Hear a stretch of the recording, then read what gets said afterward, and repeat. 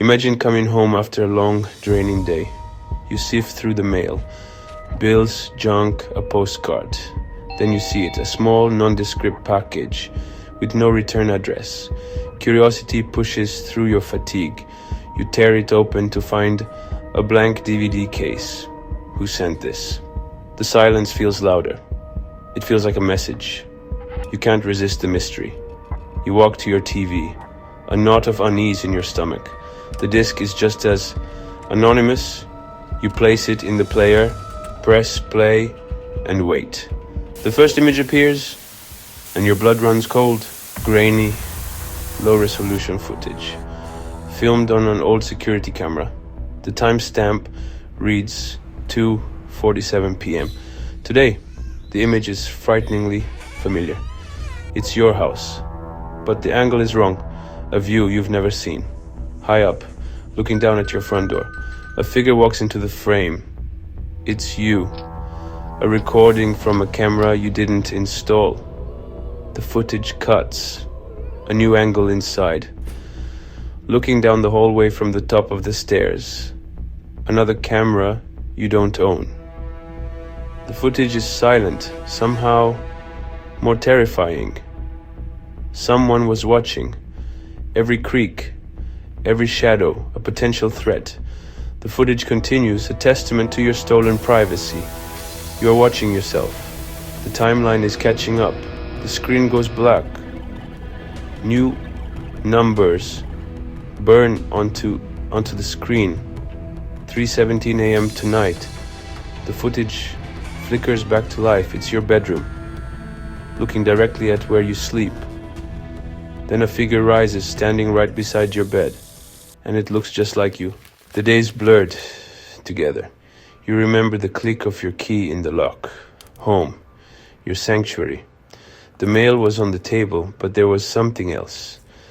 A small padded envelope. It had no stamps. This wasn't delivered. It was placed here, by hand. Your name and an address were printed on a label. You picked it up. There was no return address. Who might have stood right here to leave it? You almost tossed it, but you paused. It felt deliberate. You stood there, holding this mysterious object. Curiosity replaced tiredness. And so, you decided to open it. Your fingers found the seam the paper tore. You pulled back the flap. Inside there was no letter, no card, only a generic DVD case. Utterly featureless. No movie title, no studio logo, no artwork. You slid the case out. You turned it over, searching for any kind of clue. Who sends a blank DVD case? You walked into the living room, the case still in your hand. You placed it on the coffee table. You found yourself staring at it, as if expecting it to suddenly reveal its secrets. Part of you screamed to just get rid of it. But another part of you was hooked. The not knowing was becoming unbearable. The need to know was a powerful pull, overpowering your sense of caution. The decision was made with a slow, creeping resignation. The mystery was too loud in the silence. You picked up the case. The plastic clicked open. Inside, a standard recordable DVD was waiting, completely unmarked. You took it out, holding it carefully. A distorted version of yourself, captured in the curve. You walked to the entertainment center. The DVD player, a machine you hadn't used in years, was waiting. The tray slid open, a final chance to turn back. Your hand moved on its own accord, placing the disc onto the tray. You pushed the button, the tray slid, closed, the display flickered to life, loading. You picked up the remote, your thumb hovering over play. What were you expecting? It felt like you were about to open a door you could not close. With a final press, you hit play. The screen went from blue to black, and then an image flickered into existence. Your own home, The screen flickered, cutting to an image. The image was shaky, grainy, like old security footage. A time code ticked in the corner. It was your house, but the angle was wrong, high up near the roof. You were looking at your home like a stranger. The view felt invasive. Who would put a camera on your house? The evidence played out on your TV. Just the relentless ticking of the time code. Then, movement. A car turned onto your street. Your car. You watched yourself drive into the driveway. You saw yourself get out. Unaware you were being filmed. You were the watcher and the watched. Too sinister for a joke. But that didn't explain the DVD. The footage continued, a record of your stolen privacy. The worst was yet to come. The scene on the screen suddenly cut. Black for a split second, then a new image appeared. A new angle. This one was from inside. Your heart leaped into your throat. The camera was positioned somewhere high in the corner of your main hallway, looking down from the top of the stairs. It was another angle you had never seen, another secret eye hidden within the walls of your own home. The time code had jumped forward a few minutes. It now matched the moment you had entered the house. You watched the on-screen version of yourself walk into the frame, drop your keys on the small table and sigh. The silence of the footage was profound. It stripped your actions of all context, turning your mundane routine into something cold and clinical. You were like a specimen under a microscope, your every move recorded and analyzed by an unknown observer.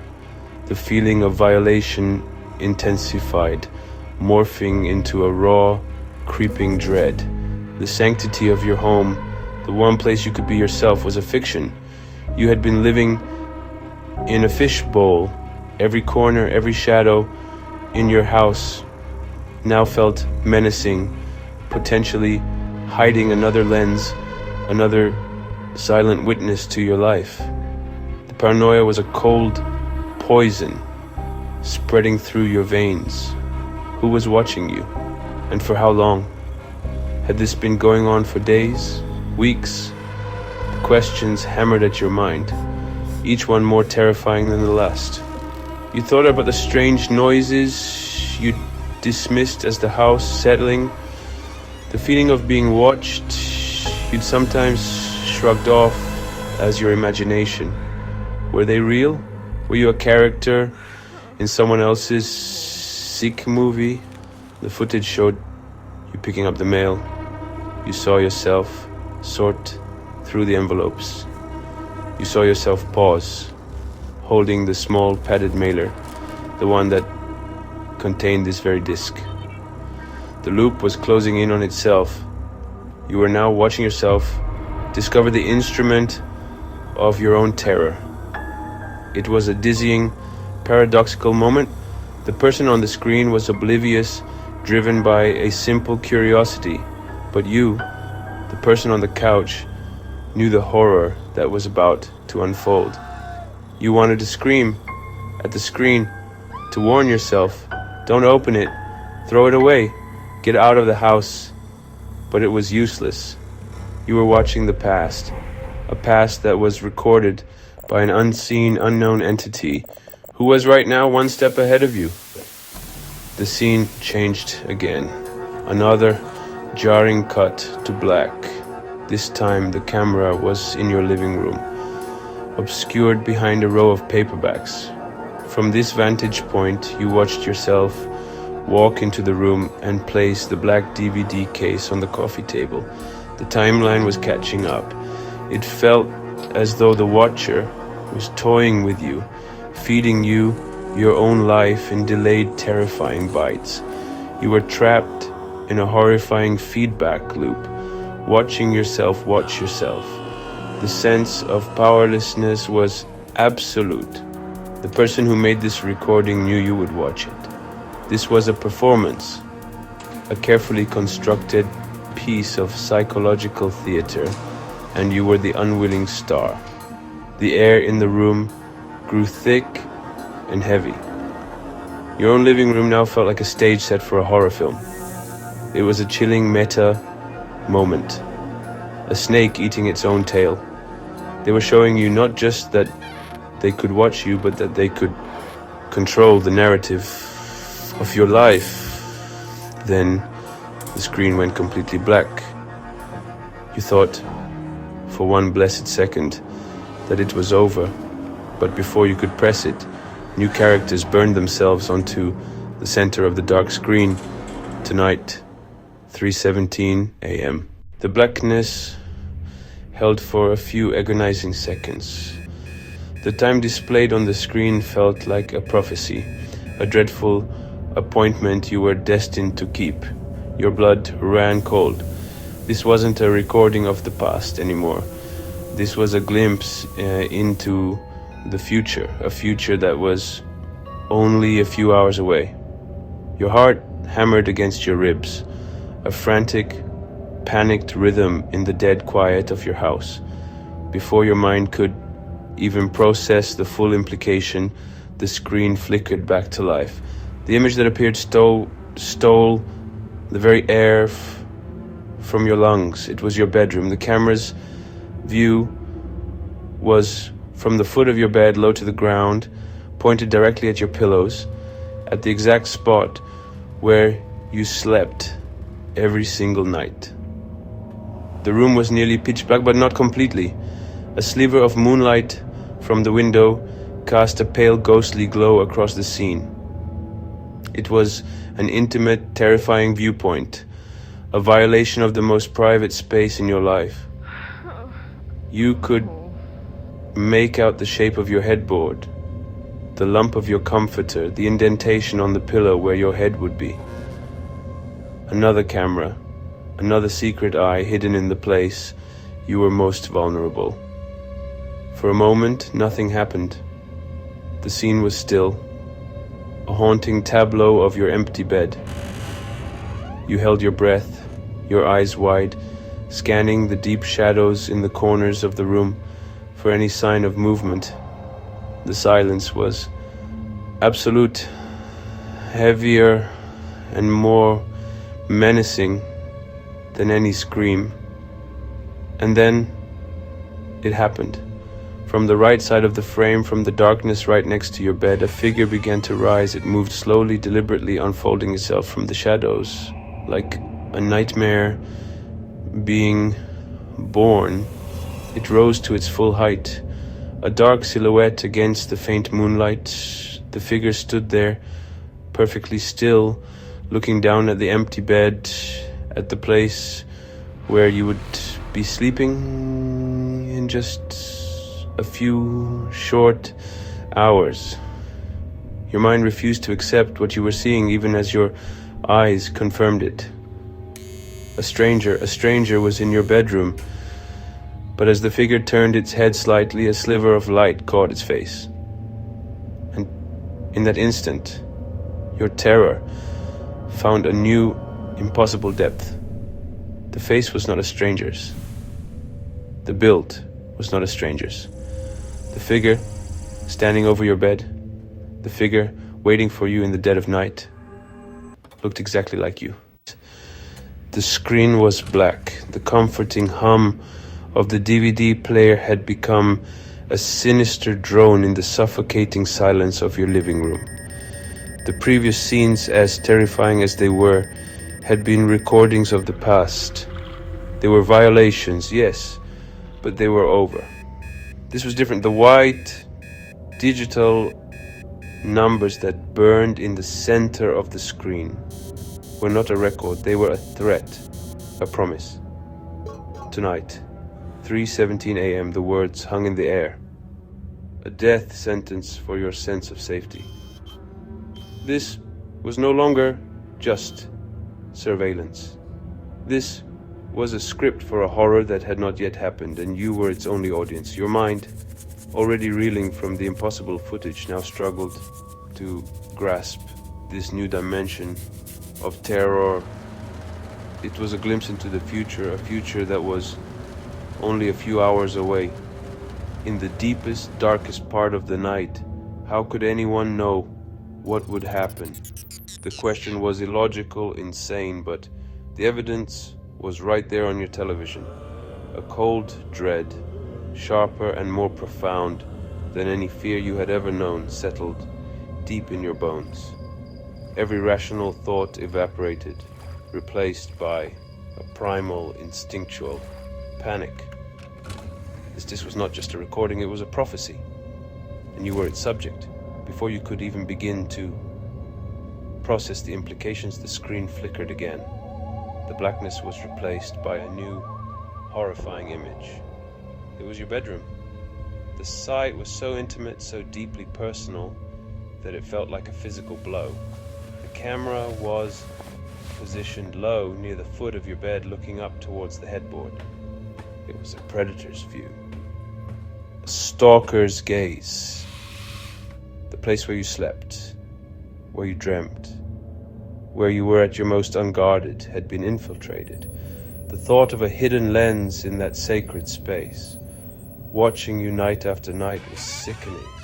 The room was bathed in an eerie, faint light, the kind of pale glow that filters through the blinds from a distant street lamp.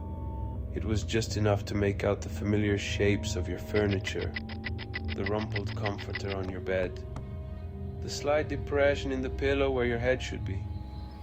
The image was a portrait of your own vulnerability. It was a stage perfectly set, waiting for the actor to arrive. And the time on the screen, 3:17 a.m., was the curtain call. You were watching a preview of your own impending nightmare, helpless to stop it. The scene held. For a long moment, the bedroom remained perfectly still. It was a photograph of impending doom. You scanned the frame, your eyes darting into the deep blackness, searching for a threat. The stillness was unnatural, the quiet before a storm. You could feel the tension building, a tightly wound spring of pure dread. The empty space on your bed was the focal point of the terror. The footage was a direct message. While you are sleeping, we are here, we are watching. Your home was no longer a home, but a cage. The fear was tied to the knowledge itself that someone could get this close, see everything, predict your future. There was no running from that. In the shadow by your bed, something moved, slow, deliberate, unfurling from darkness.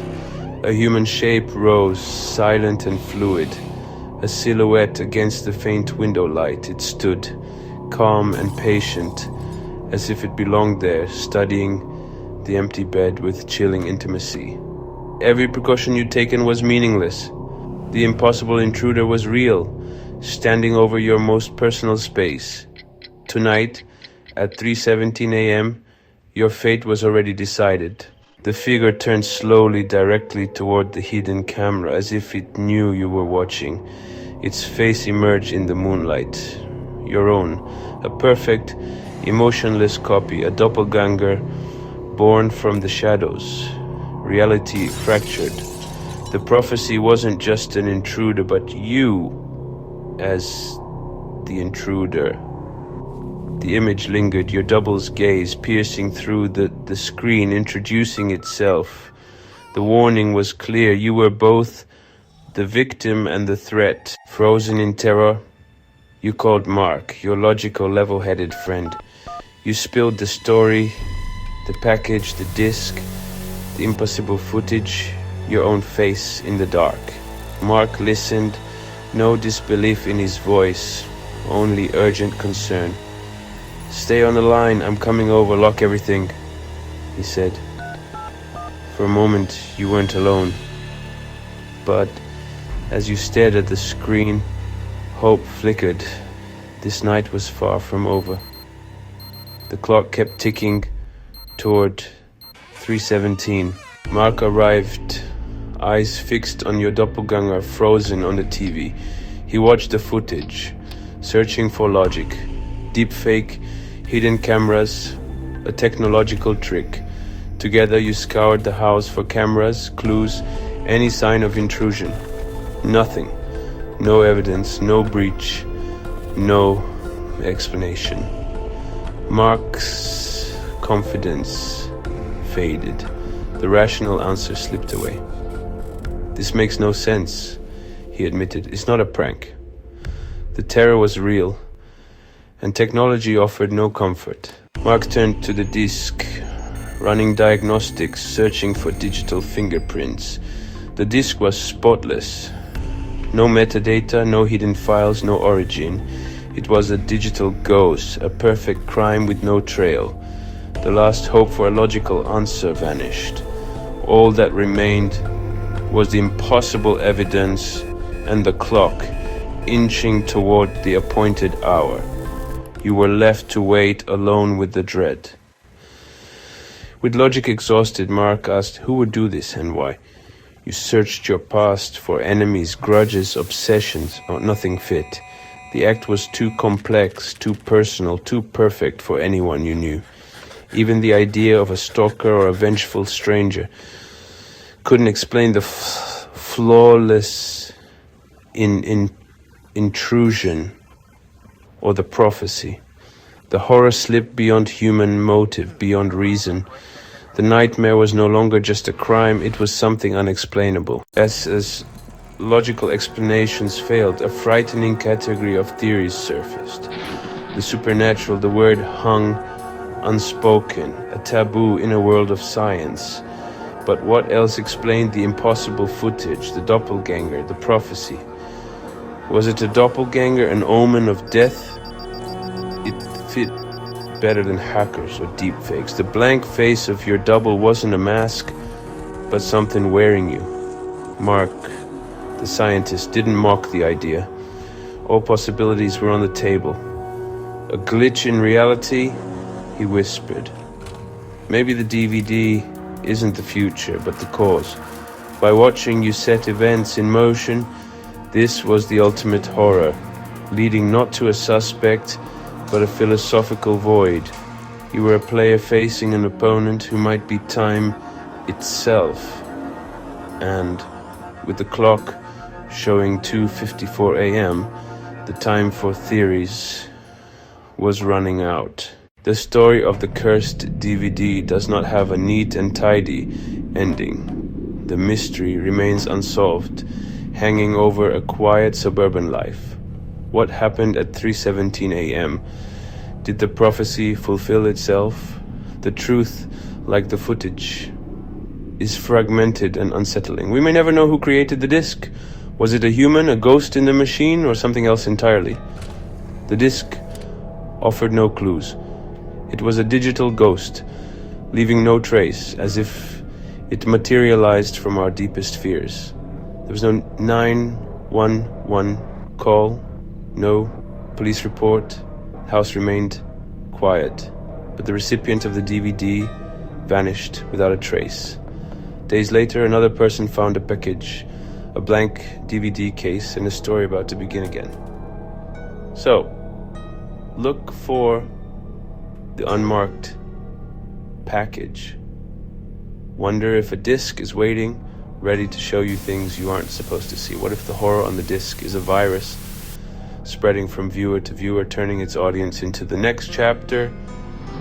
A story that is still out there, a story that might one day be about you.